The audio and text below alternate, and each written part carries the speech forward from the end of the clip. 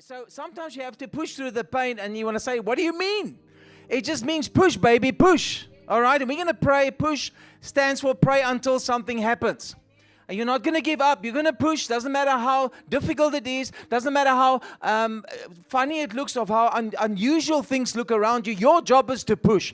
Your job is to align with God's word. Your job is to push and come in alignment with heaven to release God's power from heaven into your situation. All right, are you ready for that? Are you ready to push? Push, baby, push. All right? It's like a prenatal classes. Okay, you learn how to push, okay, and how to get that baby out. Okay, so we are going to do that, and part of God's a prophetic calendar is Pentecost. So God said in the Bible that Pentecost is one of those appointed times in the Bible where we have to pursue Pentecost. We have to celebrate it for generations to come as an ordinance forever. Now, I'm quite serious about being obedient to the Lord, and that's why it's important, because there's appointed timelines of the Lord. There's appointed times and festivals of the Lord where God, if you align with that, if you honor God and come in sync with God, that He releases something powerful to you. That's just how it is. Use it, not use it. If you're not aligned, if you don't care about it, then you're not receiving what God has for you. So Pentecost is one of those appointed times, and Pentecost, or also in the biblical times, this festival is called Shavuot. Shavuot. So Shavuot is celebrated this Thursday for two days, 21st to the 23rd of May. So you can put on that flyer for me, media team at the back. On Thursday, we normally have prayer, but we're going to have a Pentecost celebration, because that's exactly when the heavens are open and when God said we should celebrate it. And as we celebrate it, as we thank God, we receive what God wants to release during Pentecost because of our obedience, because the heavens are open. Is that easy to understand? And what is Pentecost? So please join us. I know it's a Thursday evening, but you don't want to miss what God wants to release. And Pentecost is an opportunity God gives to His people to receive harvest. It's a harvest festival where God says it's a celebration of the power of the Holy Spirit. It is a celebration of new revelation God wants to give to you, and a celebration of physical provision. Who needs some physical provision and breakthrough for finances? Well, the festival is designed to unlock the door for you for new physical provision. For whatever you need, there's a transaction that's happening in the Spirit, and that's what God is saying. Come and align myself with, when the heavens open by faith, I'm releasing that over you. And God said it's an ordinance, you have to do it. So come on Thursday, come and receive a fresh anointing and impartation of the Holy Spirit.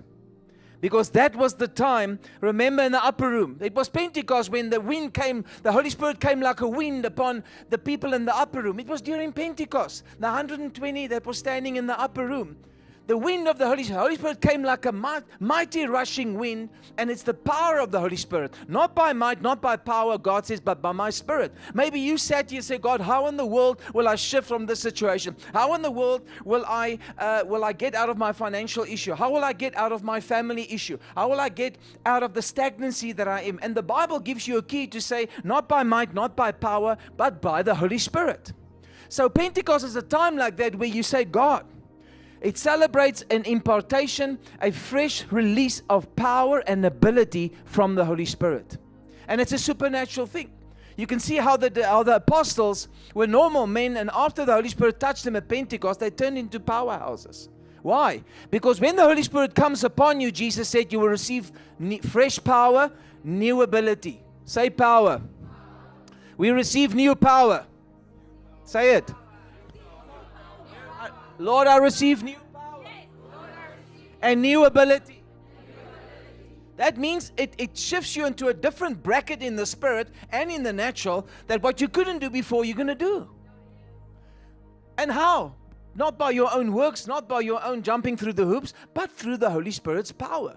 So, and we align at Pentecost to receive a fresh touch of the Holy Spirit's power. And that wind, the Holy Spirit came like a mighty rushing wind. And that scripture starts with suddenly. Say suddenly. It's going to happen suddenly in the season. And it came like a mighty rushing wind into the room. It shook the foundations. Tongues of fire came upon everybody and separated on everybody's head, because God is a personal God. God gives you your own fire, your own measure. God knows what you need, and He's a personal God.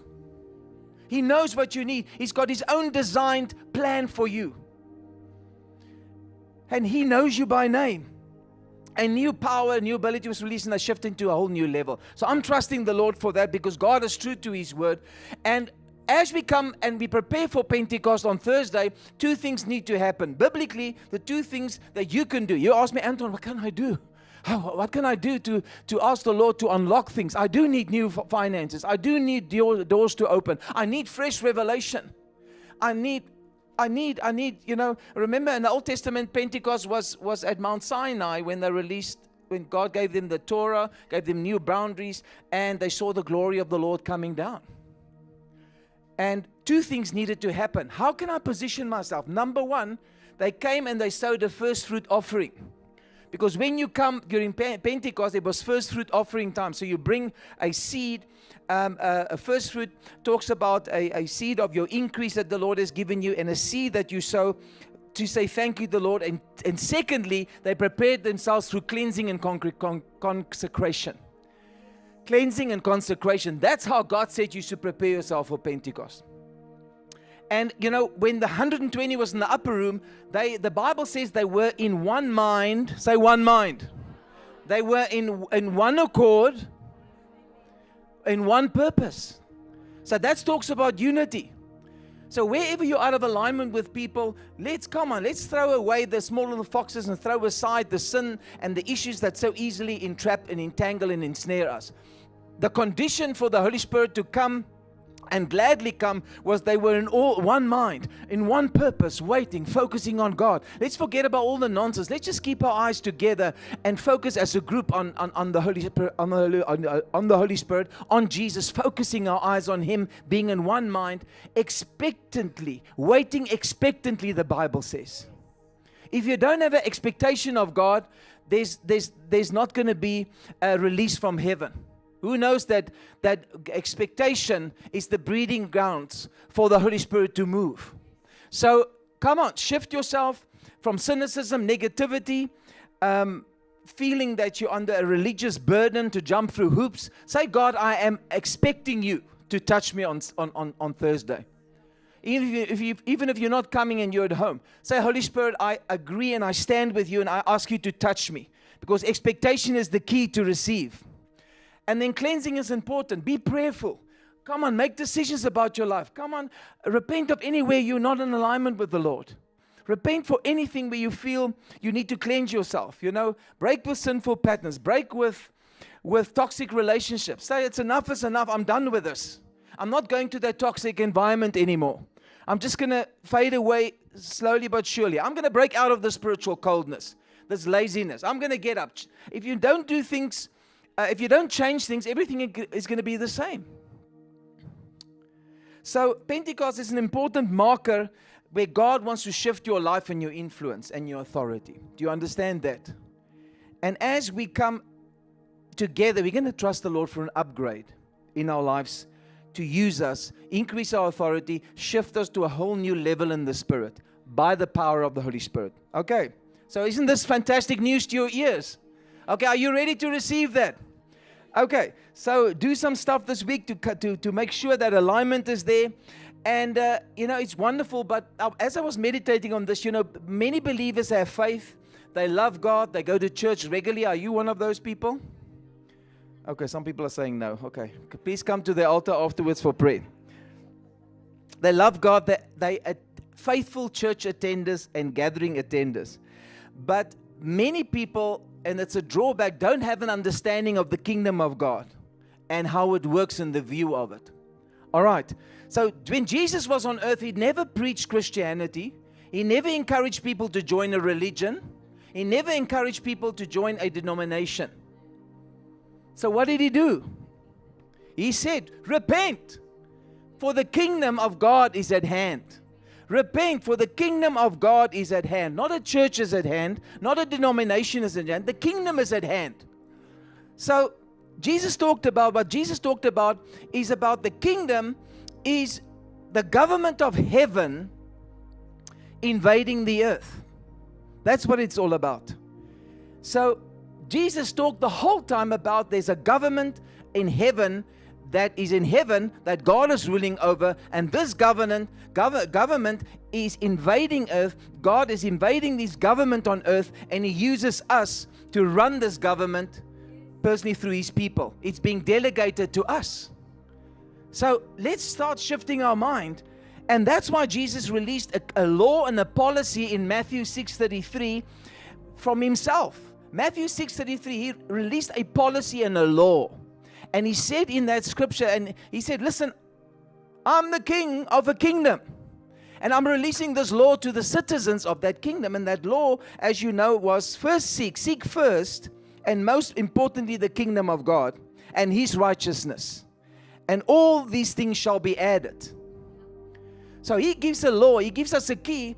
And the context of Matthew 6 was released when Jesus started to address people's anxieties and fear about their basic needs. That was the passage before He released this law. He was talking, He said, don't be anxious and fearful what you have to eat, what you have to wear, your basic needs, and don't be anxious about tomorrow, because every day has got its own problems. Who knows what I'm saying? So some of you are going to go into the future and you start worrying about tomorrow. And Jesus said, steer away from that, because worry and anxiety have no benefit in your life. It cannot add to your life. It only subtracts to your life. And so this is the context Jesus talks about. And He says, stop living and feeling and praying like orphans. Your basic stuff and all those things are your Father in heaven knows exactly what you need. And this is important. So don't stress. You have to come, and this is the law. And when you seek the kingdom of God first, prioritize it, and then after that, follow the righteousness of God, of Jesus Christ, His way of doing, aligning your hearts and your lives with the constitution of the kingdom of heaven, the culture of the kingdom of heaven. When you do that, listen, if that first two things are in place, the rest shall be added. Because there's an alignment, there's stuff that happens. Those things God will automatically look after. When your focus about the kingdom and what Jesus is talking about is important. He knows what you need. You see, your needs must not be your focus in your life. It's the purpose of your life that needs to be the focus. Because needs is temporary, purpose is eternal. If you chase, Jesus said, if you chase your kingdom purpose, if you focus on the principles of the kingdom, the rest shall be added. A lot of people spend their time praying for things. Lord, I need this, I need a car, I need this, I need money. Please, Lord, I beg you, please. You know, you double clutch and you cry and you eat carpet or whatever. And Jesus said, whoa, don't pray constantly about those things. Shift your focus, because if you do something else that I've given you in Matthew 6:33, the rest, those things will automatically come. So Jesus is saying, let's focus. And He says, first seek first, pursue it, strive after, make it your highest priority daily to seek first the kingdom of God. So it's the question is, the issue is priority and not God's ability. Priority. You see, Jesus says if you pursue the kingdom, provision will pursue you. So it's about focus, it's about priority. So let's think about priority. Because when our priorities and focus is wrong in our life, what is your priority? What is your biggest priority at the moment? What is your biggest priority in life? Because the kingdom should be the biggest priority. Some people maybe have their comfort as their highest priority, their financial needs as their highest priority, certain relationships as their highest priority. What is your biggest focus at the moment? Because if you have the kingdom of God first as your biggest priority, because it's the principle of first. Whatever you've spent the most time with, whatever you focus on first, the principle of first in the Bible is a principle where it says, whatever you do first will affect the rest. And that's why it's so important if you focus on first. That's why tithing is your first 10%. That's why first fruit is about first. The first redeems the rest. And when you give the first of what that portion to the Lord, it redeems the rest. So if you focus on the kingdom, first seek the kingdom, the rest shall fall into place. So it's the principle of first. So the question is, it's an issue of priority, not God that cannot provide for you. You see? So this is what Jesus says. And it's because our focus and our priorities is wrong. Listen, we love God, we focus on the Lord, we go to church, we do everything what we do, but Jesus says your focus is wrong. And because your focus is wrong, your prayers will not have the result that it needs to have. You pray till you're purple in the face, but your prayers don't have the results it should have. And Jesus says, seek first the kingdom. In other words, pursue the standards of the kingdom. Pursue the standards of the kingdom that you get in the word of the Lord. It's not a sideline assignment in your life. It needs to be a life system. It needs to be a way of life. It's also seeking the kingdom is not a religious performance. You see, many people look at scriptures, they assess it through the glasses of religion and through religious programming. So I come from a traditional background, so it's easy through religious programming, how you grow up. Your mind is wired. There's religious seeds in your bloodline, and you view scriptures, you view the kingdom and these messages through religious programming. And people misunderstand, and they think, pursuing first seek the kingdom means you have to attend church more, you need to pray more, you need to give more, you need to fast more. These are all spiritual activities. But it's not what Jesus talks about. And many times, we talk about things and people through religious programming just sees it as another burden.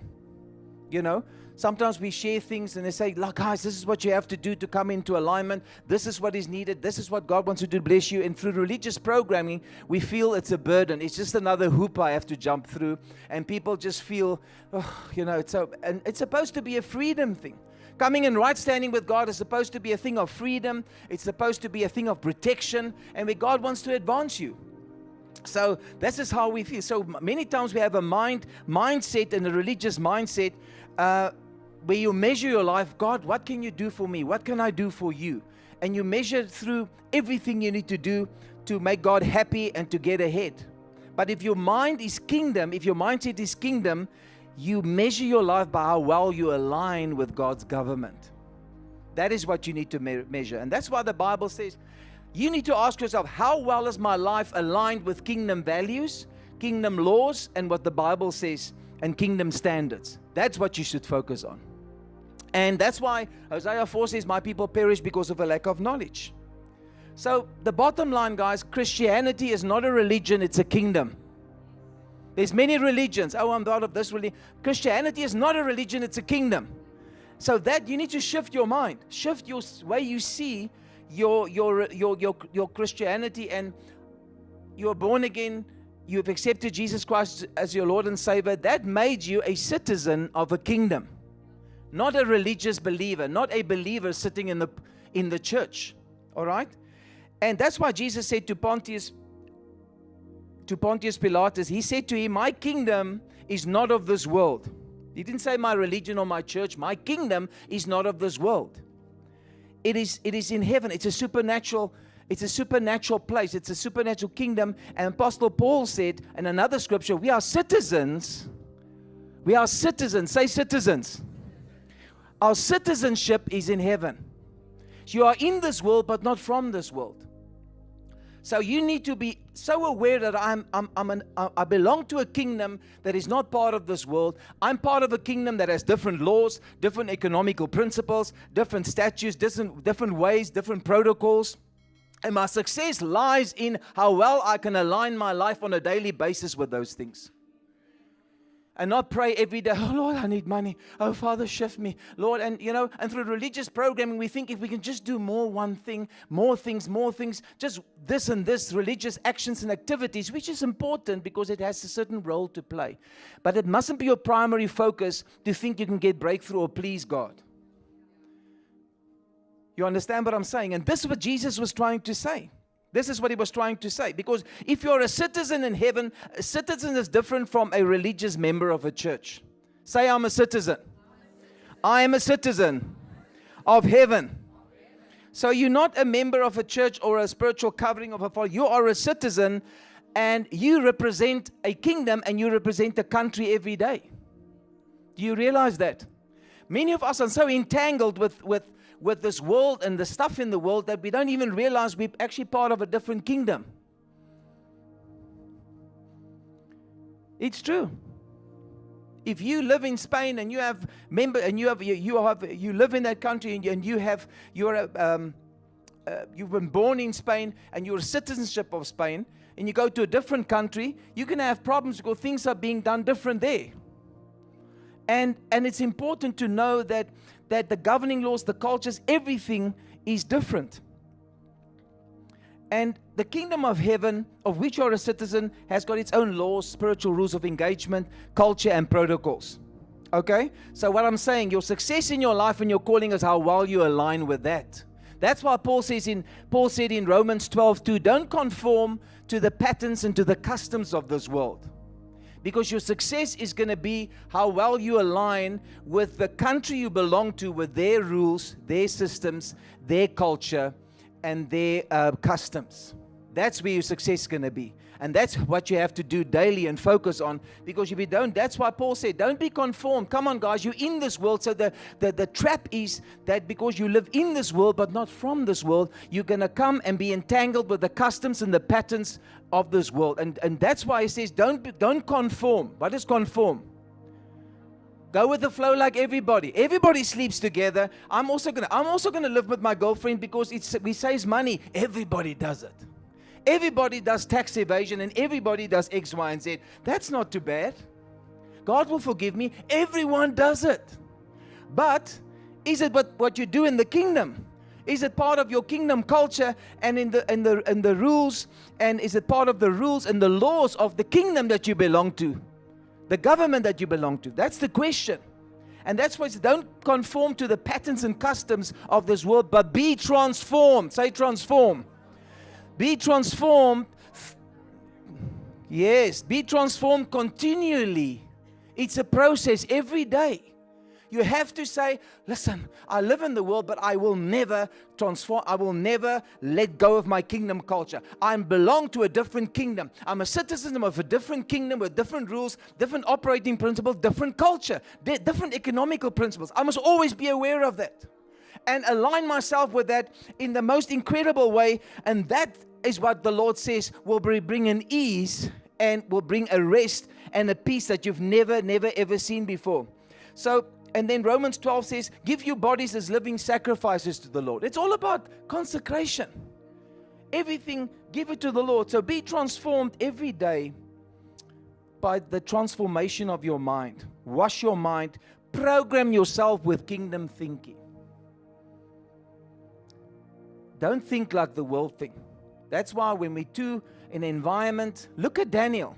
Daniel was an excellent example. When Daniel was used in Babylon, and God used him, and he was a captive, and God gave him a supernatural position next to the king, Daniel said, I am going to pray 3 times a day. I'm going to be true to my kingdom culture. I'm living on earth, but I actually belong to another kingdom, and that kingdom culture has different rules and values, and I'm going to stay true to that. I'm not going to eat the delicacies and take part of the feast and the delicacies of the Babylonian system. They didn't want to eat the food. He didn't want to partake in some of the rituals, and he said, I'm going to stay true to kingdom culture. And that gave him longevity, because he said, I'm aligning myself daily with my king in my kingdom that has got a different set of rules, different set of values, and that caused him longevity. He outlived 4 Babylonian kings. Isn't that amazing? The one king died, he went to support the next king, the next thing, the next thing. That's amazing. Got out of the lion's den, God preserved him. God says he is just, and God says, when he was thrown into the lion's den, that scripture says that God looked, and there was a court case in the spirit, because I looked at the scripture and the words that God used, and God said, I found him innocent. And because I found him innocent, it was a court case in the spirit where Satan said, kill him, and God looked at everything and said, I found him innocent, request denied. And that's why God sent an angel to lock the mouths of the lion. Will God find you innocent? Why was he innocent? Because he didn't allow himself to be contaminated by that kingdom. And that gave him perseverance, gave him longevity, and saved his life. That's the key. Isn't that powerful?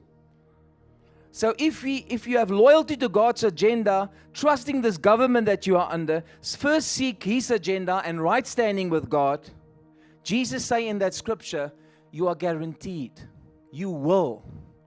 Everything will be given to you. Everything will be supplied. Don't be anxious about anything. God, it's a guarantee that Jesus gives. So, if you don't think like a citizen of heaven, you will treat God like a religious option instead of a king. He's not a president. It's not man-made structure. It's a king in charge of a kingdom. You're a citizen of that kingdom. So if you think like that, you have to program yourself and say, I want you to write it on your wall, on your fridge. I'm a citizen of the kingdom of heaven. Different principle. Am I aligned today with all the operative principles, the constitution of that kingdom? Am I aligned with the culture? Where do you get the culture of that kingdom? In the Bible. How you should do, how you shouldn't do it. Then you don't conform to the worldly culture and to the customs of this world and allow yourself to be entrapped and ensnared by it. Because everybody does business that way. Everybody does this that way. No, but you're not part of that kingdom. So the key is, many believers pray to get things, and they pray just about things, and their focus is things and money and getting things and getting ahead. But what Jesus is saying, we have to focus on what is my purpose in the kingdom. Focus on your purpose. The Lord says, if you focus on your purpose, on your assignment as a citizen in the ranks of the kingdom, that is where the things shifts. Because if you focus on the Bible says that all things will work together.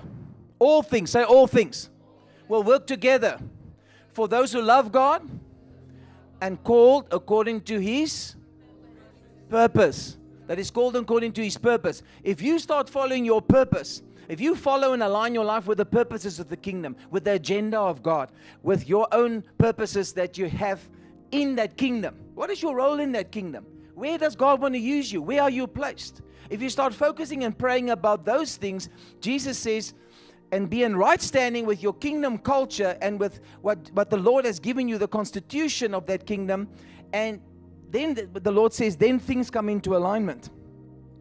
So when Jesus said, first seek the kingdom, He meant seek the kingdom, the king's rule. Seek the king's laws. Seek the king's values and culture.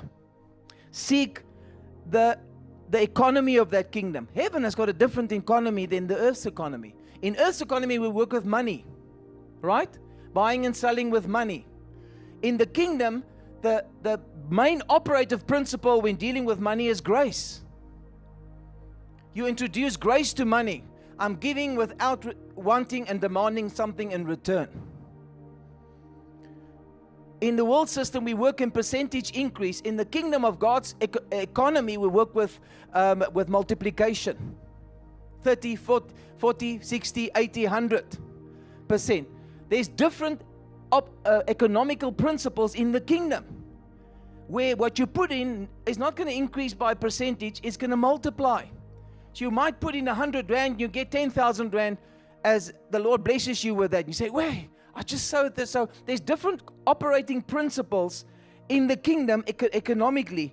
And what is heaven's purpose for the territory that you are in? You know, we are so aware of it in Kingdom GPS because we have a territorial mandate as well. I don't want to sit here in this little room and blah, blah, blah, and enjoy ourselves. We're going to do that, and we're going to bring personal deliverance, and we're going to bless you, and we're going to pray for people. But we have an assignment to change the Western Cape. We have an assignment to affect South Africa. We have an assignment to train prophets that will change the landscape of South Africa in the next 10 years. We have an assignment for intercessors. We have an assignment. Because to change the territory and uproot ancient altars that's in this land, that's keeping the redemptive purpose of Cape Town away. Many years ago, when we went to America the first time, Cindy Jacobs, international prophet, gave us a powerful word for Cape Town. And she said, Cape Town has got a Joseph Mantle. God's going to shift the government. God's going to shift the leaders. God's going to make it a cancer-free zone. God's going to make it a zone free of tropical diseases. God's going to deal with the housing problem. God says, I'm the great architect of the universe. I'm going to do this, and I'm going to deal with the different racial stuff. And those words were powerful, but who's going to pray it in? Who's going to come and give birth to those words? Not God himself. We have to do it. And whatever is resisting that, the word of the Lord coming in to pass in this region, we have to take it out of the way and give a strategy for the Lord, get a strategy from the Lord, and downloads from the Lord how to strategically do that and bring strongholds down. Because strongholds stay in place. If the level of sin exceeds the level of prayer, strongholds stay in place in a region. And that's why it's so frustrating when churches are so separated and doing their own thing. We serve Jesus Christ. We have to stand together because they have a kingdom mindset. Say kingdom mindset. That's what I'm talking about now, having a kingdom mindset. Now I'm called for revival.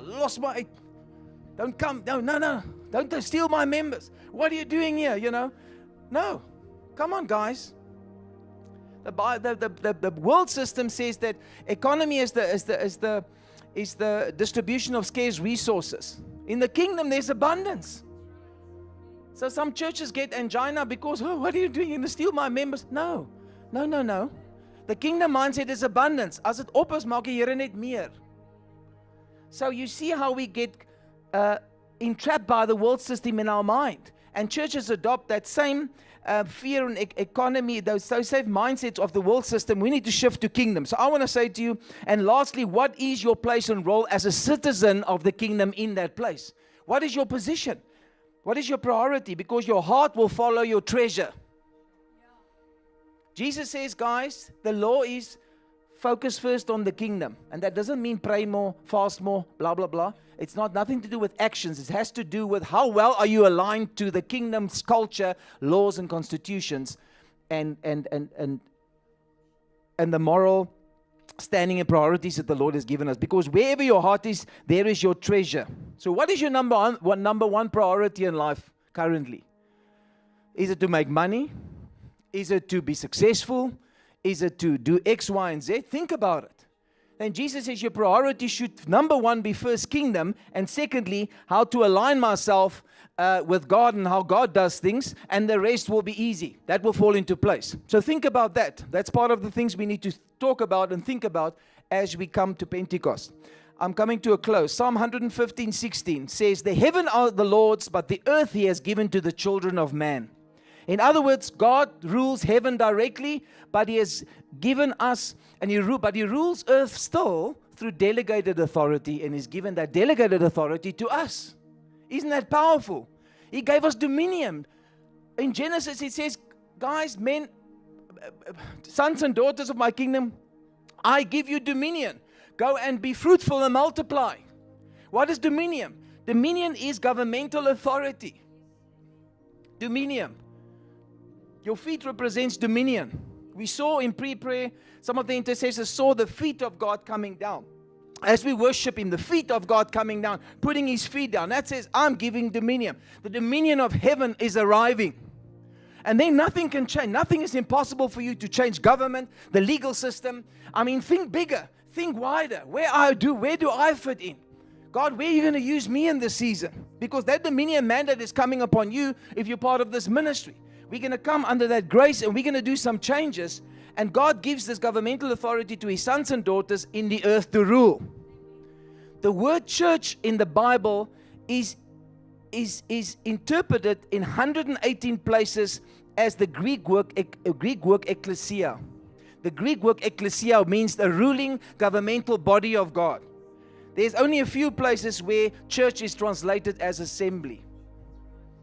So in most places, the word church is translated as ecclesia, which means the legislative governmental force or arm of the Lord. How much are we legislating and governmenting in our lives and changing things? That's why Jesus came to restore the lost government of heaven. That's why he came. Isaiah prophesied, it says, of the increase of his government and peace, there will be no end. And it says, first government. First, government needs to be established. If correct government is established, peace will follow as a result of that. So if the government of God if you are aligned with the governmental structure of God, and you have glasses on, not of religion, but of kingdom glasses, right? Then peace will follow. Where there's no governmental order of heaven, confusion will be. Do you understand? If your life is not in alignment with the mandate of Matthew 6:33, there will be confusion in your life. Because your priorities, your number one priorities are wrong. If it's not kingdom, and not secondly coming in right standing with God, doing things like God wants you to do it, then there's confusion in your life and things doesn't go the wrong way, and you're frantically trying to pray for money, praying for cars, praying for a new job, but your focus is wrong. We have to have a governmental mindset and not a religious mindset. You have to have a takeover mindset. I'm a citizen. I'm not a member of this church, I'm a citizen. And then people, a religious mindset is all about humanity searching for God. It focuses on rituals and religious activities. And a religious mindset focuses on about getting into heaven. I get a sweat on my forehead when people, oh, Jesus, come back. Make quick, come back. I want to say, no, raak rustig. Because a religious mindset, that's wrong. A kingdom mindset says, no, Jesus, don't come back. Jesus is going to come back, but a kingdom mindset is all about bringing heaven down to earth. It's not, oh, Jesus, please take me out of this hell, take me out of this nightmare, and take me to heaven. No, Jesus have called us to bring heaven down to earth, to change and bring reformation and change, so that revival can come and shifts can come, to bring down, change the kingdoms of our world into the kingdoms of our Lord and Christ, which is a prophecy in Revelations. Who's going to do it? We're going to do it. So don't cry, Jesus, come back. Say, Jesus, how can I bring heaven down to earth? And the kingdom mindset focuses on rules and protocols and not on rituals and religious actions. Rather ask God, what is your protocols in the kingdom? You need spiritual intelligence for this. I mean, we train a lot on that. Protocols. What is kingdom protocol? Spiritual rules of engagement. We need to know the kingdom that we are part of. We need to study the constitution of the kingdom. Because we don't know how spiritual things work, and we serve God, but yet we are failing. I'm ending. How do we assess our priorities? How do you can assess that your priorities are truly kingdom first? Number one, test yourself. Is your decisions filtered through kingdom values? Is your decisions filtered through kingdom values? So when you make a decision, is it aligned with kingdom values? What is in the Bible? Or are you making decisions based on personal convenience or personal choices or whatever you like? Do you ask, is it the easy way out, or do you ask if it's the right way to do it? Because many people follow the easy way out, or pressure. They just go through side doors or counterfeit doors that the enemy gives them, and they know the decision they're going to make is not in alignment with God's word. It breaks and contravenes God's word, but you're so stressed out, you're so in stress that you just don't care. You just want to do it. Or are you saying, I'm not sure if I need to do this. I don't think this one and this one will approve of it. No, you should ask, does the king approve of my decision? Do I please God? You see, acknowledging God in everything has to be a decision-making habit that you have in this season. The Bible says, submit everything to God. Every small, big thing, submit it to the Lord. Submit it to Him, acknowledging Him. Let it be a habit, and God will make your path straight. Number two, is the time that you spend governed by governed by your assignment? Your calling and your purpose that you have. Is the time that you spend aligned with that? Spandeer jy die tyd op jou roeping and your assignment? Is it aligned? English. They can translate it. Okay, people are too busy for God's purpose in their life. They're too busy with other stuff. They're too busy. You know, Jesus says, I'm here about my Father's business. Are you here about your Father's business? The only reason why you are born on earth is to glorify God and to follow your purpose. For the rest, there's no reason why you're on earth. That's important. You need to be driven by your calling. And that's why I'm saying make time for prayer, make time for corporate meetings, make time for kingdom stuff. And be busy with God's purpose. Number three, your money needs to obey the kingdom order. Giving needs to be a lifestyle. Antoinette talked about get back to giving. Your giving needs to be a lifestyle. Giving of time, giving of finances, giving. Manage what you have as a faithful steward. Can God trust you? God has in this season put a lot of people through very turbulent times so that He can disconnect their heart from the love of money through, money owning their heart, because God wants to use them as conduits. Because if you're part of a kingdom under a king, you can't serve two kings. You can't serve more than one master. It must only be Jesus. Only be Him. And then number 4, does your relationships support your purpose? When the kingdom is first, you do not allow people to pull you away from your purpose. You don't allow people to seduce you away from what God has called you to do.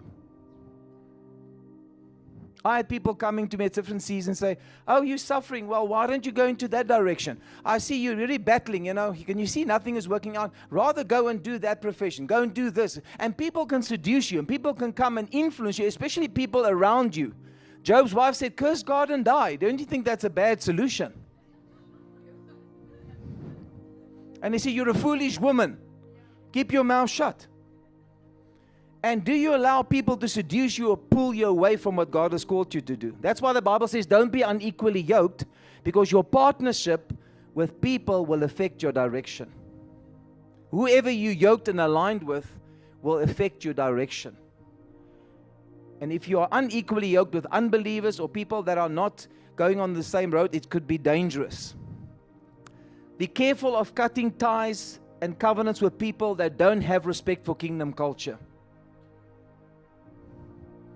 Not the same values. You talk to them, you deliberately spend time with them, but they speak different things, they different mindset, different things what they're saying. Number 5, your prayer life needs to shift from begging to coming in alignment with kingdom purpose and trusting and praying like a confident son and not like a begging orphan. Say, Lord, let your kingdom come. Let your will be done on earth as it is in heaven.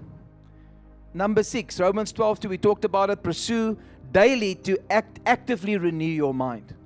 Because remember, we grew up with programming. We grew up, our parents painted, twisted, wrong things on our canvases. And you have to, when you meet God, needs to deprogram that thing. The enemy came to hurt you through abuse, sexual violation, other violation, abandonment, trauma. And that taints your life and taints your canvas. And you have to come, and when you meet God, you have to take your soul area in your mind and deprogram yourself. We call it the sanctification process, and renew your mind. Romans 12:2. Don't be conformed, but be transformed with the renewing of your mind, which is a daily thing. Then you'll know what the will of God is. A lot of people say, what's the will of God? I don't know what the will of God is. Renew your mind. Then you'll hear the Holy Spirit. You will come in alignment with the kingdom of heaven, of which you are a citizen. Isn't that powerful? In the name of Jesus. And don't let fear and emotions shape your choices. We have to think like Jesus thinks. We have to be imitators of Christ. The Bible says we have His thoughts. So tonight I want us to stand. Let's stand, begin to pray, because this is an important shift. Can we just open the doors? Oh, is it noisy? I'm hot here. Maybe you're cold at the back. So Jesus is calling us back to His original order. As we stand on the brink of a new season of, listen, we are, from an Issachar point of view, we are in the kingdom age, a time of kingdom rule and authority, where you don't even think about yourself as a citizen belonging to a kingdom. You think yourself, I'm a member of this church. I'm part of a certain denomination. You need to shift the way you see things. You need to ask the Lord, break my religious programming. Give me glasses of the kingdom that I can put on, so I can see things through the kingdom. And God wants to come, and God wants us to submit afresh to His kingdom order, His kingdom authority, His kingdom government, realign with His righteousness, His right standing, learn His constitution, obey His laws, and pursue and find your purpose and follow it. Then you will see, God says, that realignment will shift your total calling into place. It will bring all the stuff that you've been prayed for anyway. But it's a mindset shift. And your biggest problem is our religious programming, how we see things. Are you ready? Okay, let's pray. Say, Father, we come in the name of Jesus. Help us to shift our perspective tonight Father, in the name of Jesus, thank you, by the power of the Holy Spirit, that you shift my mindset, shift my programming to think kingdom. Thank you, Lord, that I'm a citizen of a different kingdom.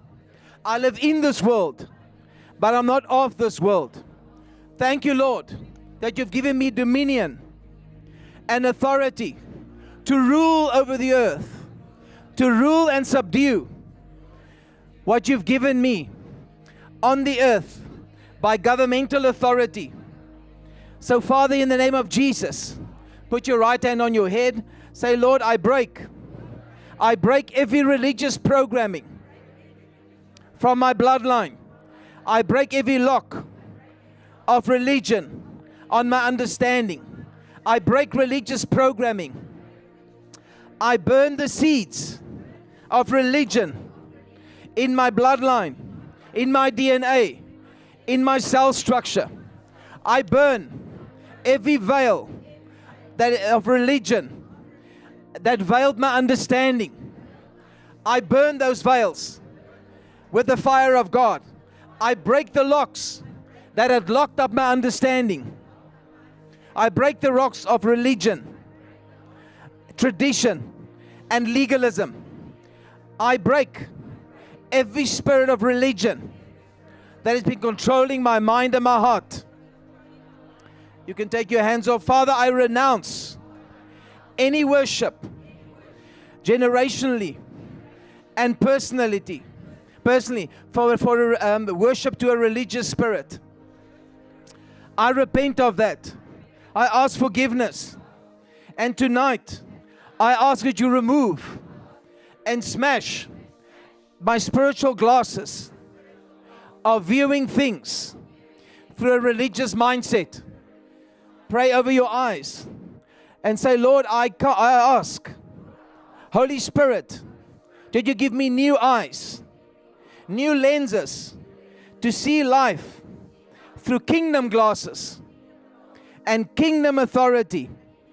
In the name of Jesus, I break tonight every religious programming and even negativity of feeling I have to impress the Lord and earn His love through works. Father, give me grace to align my life afresh to kingdom order, to the culture of the kingdom, to the constitution of the kingdom, and with your kingdom values. Break me loose from every place where I'm programmed and I'm conformed and I'm connected to the customs of this world, societal standards, and customs and patterns of this world. I break that. I declare a divorce between myself and that.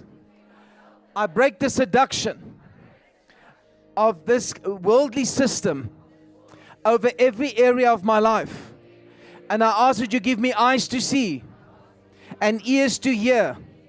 And Lord, that you help me to be able to totally pull out every area of my life from the entanglement of the world system.